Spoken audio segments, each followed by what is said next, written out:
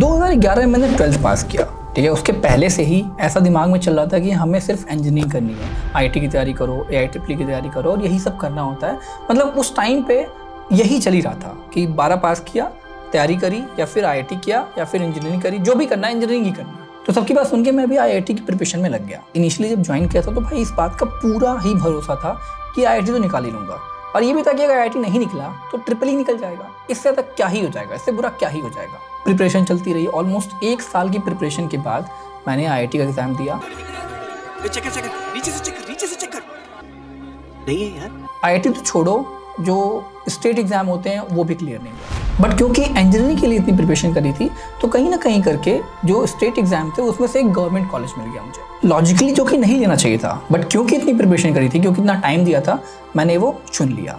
उसके बाद 4 साल की बीटेक हुई। 4 साल की बीटेक पे ये समझ में आ रहा था कि कहीं ना कहीं 30-40 हज़ार की नौकरी लग जाएगी, जैसे ही हम कॉलेज से बाहर निकलेंगे एक ठीक ठाक इनकम होगी। कॉलेज से बाहर निकलते ही नौकरी लगी 9,000 रुपये की। बट क्योंकि मैंने 1 साल की प्रिपरेशन, 4 साल का बीटेक, ये इतना मेहनत किया था, ये इतना टाइम इन्वेस्ट किया था, तो मैंने कहा कि यार जो पढ़ा है, जो पढ़ाई करी है, उसी फील्ड में जॉब करते हैं। ऑल्दो सैलरी का कोई मतलब नहीं था, बट क्योंकि इतनी मेहनत करी थी, क्योंकि इतना टाइम इन्वेस्ट किया था, क्योंकि इतना एफर्ट इन्वेस्ट किया था, हमने कहा नौकरी उसी में करते हैं, आज नहीं तो आगे सैलरी बढ़ जाएगी। एंड ट्रस्ट मी, अगर मैं आज भी वो नौकरी कर रहा होता तो मेरी सैलरी मुझे नहीं लगता है कि 70-80 हज़ार रुपये महीने से ज़्यादा होती, इससे ज़्यादा कहीं नहीं होती, ठीक है। Even after working for 6 years मेरे को इससे ज़्यादा सैलरी नहीं मिलने वाली। तो ये जो पूरे फिनोमिना है, 12th से लेकर इंजीनियरिंग, प्रिपरेशन, ये सब कुछ को संक कॉस्ट फैलेसी कहा जाता है।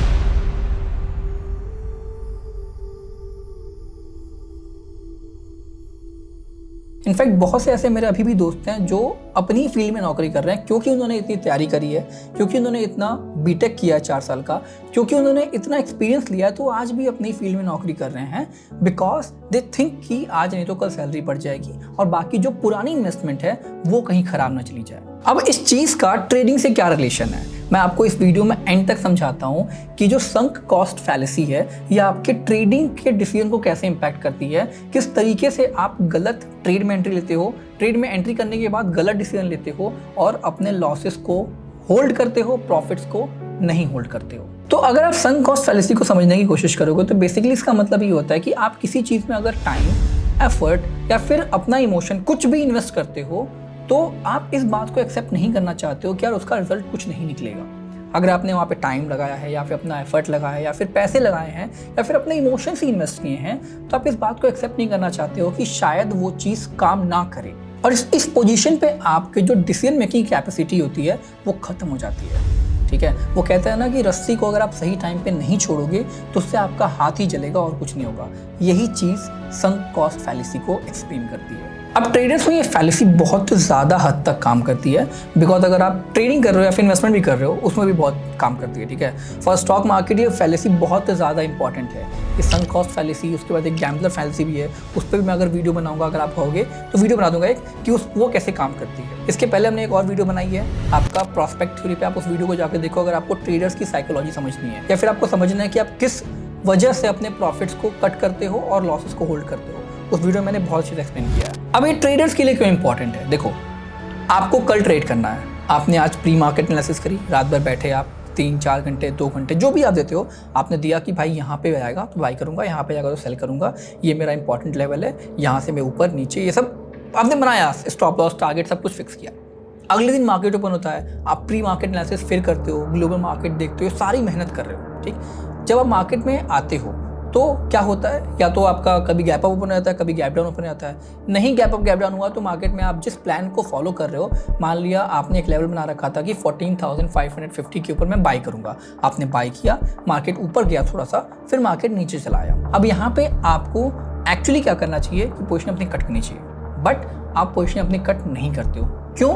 क्योंकि आपने प्री मार्केट एनालिसिस करी है, एक दिन पहले आप 2-3 घंटे चार्ट देख रहे थे, सुबह सुबह आपने किया है, उसमें पैसे लगाए हैं, आपने अपना इमोशन लगाया है। आप इतनी सब कुछ करने के बाद आपको ये एक्सेप्ट करना बहुत मुश्किल होता है कि यार ये गलत कैसे हो सकता है, मैं गलत कैसे हो सकता हूँ, ठीक है, इसका कोई रिजल्ट कैसे नहीं आ सकता है, मेरे को लॉस कैसे हो सकता है। और जैसे ये सब चीज़ें आपके दिमाग में आती हैं, आपका अपने ट्रेड से एक इमोशनल अटैचमेंट हो जाता है, जिस अटैचमेंट के बाद आप रैशनल वे में सोचना छोड़ देते हो, आप सिर्फ ये देखते हो कि अभी मार्केट ऊपर जाएगा, अभी मार्केट ऊपर जाएगा, अभी मार्केट ऊपर जाएगा और आपका प्रॉफिट रिकवर हो जाएगा। अल्टीमेटली होता क्या है, मार्केट कीप्स गोइंग डाउन और आपका लॉस बढ़ता ही जाता है। अब आई एम नॉट श्योर कि आपने कभी ये चीज़ फील की है कि नहीं की है। अगर आपने फील किया है तो प्लीज़ आप मेरे को कमेंट बॉक्स में जरूर बताना कि आपको ये जो फैलेसी है, संक कॉस्ट फैलेसी, आपको फील हुई है कभी। ठीक, आपके दिमाग में ऐसा आया है कभी, आपने ये ऐसा किया है कभी। ठीक है, आई एम श्योर कि आपको उस टाइम पे नहीं लगता होगा, लेकिन अगर आप आज सोचोगे, इस वीडियो को देखने के बाद सोचोगे कि क्या मेरे साथ ऐसा हुआ था, क्या मैंने ऐसा किया था, तो आपके दिमाग में आया कि हाँ यार, कहीं ना कहीं तो ऐसा हुआ ही था मेरे साथ। अब ये तो हो गया बात कि संक कॉस्ट फैलेसी होता क्या है, इसको ओवरकम कैसे करें। ठीक है, जैसे मैंने आपको प्रॉस्पेक्ट थ्योरी में बताया था कि क्या होता है, क्यों होता है, उसको कैसे खत्म कर सकते हैं, वैसे हम संक कॉस्ट फैलेसी की बात करते हैं कि क्या चीज़ें आप कर सकते हो कि उससे संक कॉस्ट फैलेसी आपको उतना इम्पैक्ट ना डाले। तो किसी भी चीज़ को रेक्टिफाई करने का सबसे इंपॉर्टेंट स्टेप ये होता है कि आपको प्रॉब्लम को रिकॉग्नाइज करनी पड़ेगी। तो इस वीडियो को देखो या फिर इस वीडियो को यहीं पॉज करो और सोचो कि आपको जब भी लॉस हुआ या फिर जब भी बड़े लॉस हुए हैं तो क्या संक कॉस्ट फैलेसी कहीं उसमें एक्ट कर रही थी, क्या वो प्रॉस्पेक्ट थ्योरी की वजह से था, क्या वो आगे जो हम गैम्बलर फैलेसी बताएंगे उसकी वजह से, कौन सा रीजन था जिसकी वजह से आपको बड़ा लॉस हुआ था। एक बार जब ये आइडेंटिफाई कर लोगे आप, तो फिर अगला स्टेप ये है, और यही एक स्टेप है अगला जिसको आप फॉलो करके ये खत्म कर सकते हो।